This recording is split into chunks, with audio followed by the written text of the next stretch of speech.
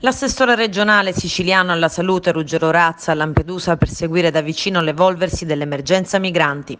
Con l'esponente del governo c'è anche Guido Bertolaso che sta seguendo per la presidenza della regione la fase post-lockdown, il capo della protezione civile regionale Salvo Cocina e la manager dell'ASP di Palermo Daniela Faraoni. Nel corso della visita si è svolta anche una ricognizione nel poliambulatorio dell'isola. È uno dei siti che potrebbero ospitare il nuovo ospedale delle Pelagie che il governo regionale intende realizzare. Si completa questa intensa giornata a Lampedusa che è stata destinata essenzialmente a due obiettivi. Il primo di carattere sanitario, che per una volta non si occupa della questione dei migranti, ma che si occupa dei cittadini di Lampedusa, dei turisti che vengono a Lampedusa e delle persone che vivono sull'isola, sia quella di Lampedusa che quella di Linosa. Il presidente Musumeci alcune settimane fa aveva lanciato una proposta, l'idea che sull'isola si potesse realizzare una struttura ospedaliera. C'è un ospedale a Lipari, ce n'è un altro a Pantelleria, Lampedusa che è simbolo non soltanto di accoglienza o di arrivo in Europa, ma che è un simbolo nel mondo, una città che era stata destinata, un'isola che era stata destinata del premio Nobel, la meta del primo viaggio di Papa Francesco. Bene, la regione siciliana sta realizzando lo studio di fattibilità dell'ospedale di Lampedusa. Abbiamo lavorato con la nostra assistenza tecnica per assicurare una copertura economica. Oggi con Guido Bertolaso, insieme al sindaco Martello, abbiamo individuato l'area che è adeguata alle esigenze della realizzazione di una struttura ospedaliera e quindi entro la fine del mese di agosto partiranno le procedure previste dalla legge per lo studio di fattibilità ed entro la fine dell'estate, speriamo di poter avere anche la prima bozza di progetto.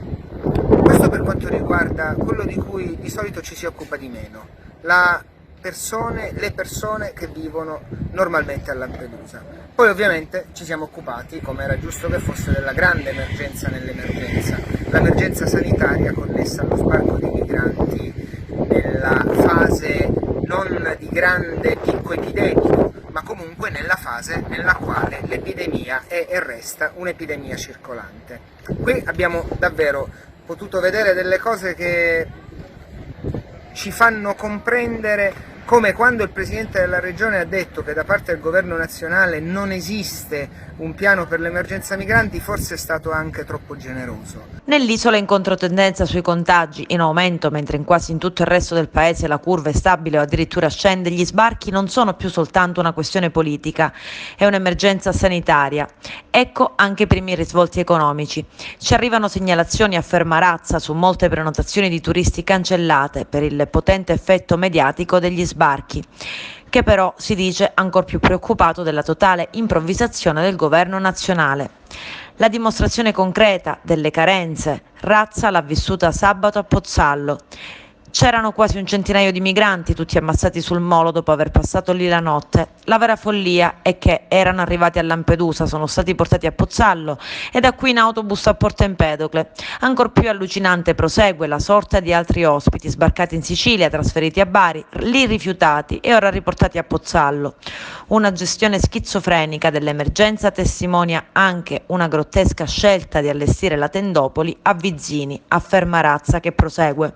Il governo ha dato almeno due segnali, la sanatoria sui braccianti e l'annunciata abolizione dei decreti Salvini, con l'effetto devastante di un mega spot per i flussi, soprattutto dalla Tunisia, da dove arrivano i migranti più pericolosi e difficili da gestire.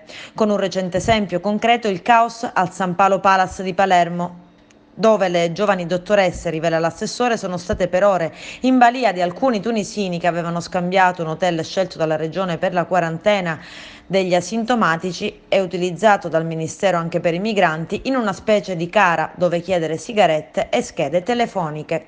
E col ritorno della nave quarantena al largo di Porto Empedocle, il Blitz sarà anche l'occasione per rilanciare l'altra avvertenza siciliana, la dichiarazione dello stato d'emergenza. È incomprensibile perché a fronte di un numero di sbarchi già superiori ai 2111 e con la proroga dell'emergenza epidemiologica a ottobre, il governo perde ancora tempo.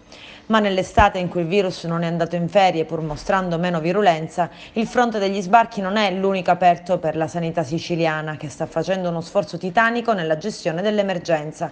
Razza è preoccupato per gli assembramenti strada, spiagge, supermercati e luoghi della movida, anche perché la Sicilia, dice, non può permettersi un nuovo lockdown in autunno. E Musumeci è pronta a misure più restrittive per scoraggiare gli indisciplinati. Non è da escludersi una nuova ordinanza anche in piena estate. Per rispondere al nuovo mantra non possiamo permetterci di nuovo il lusso di congelare la Sicilia.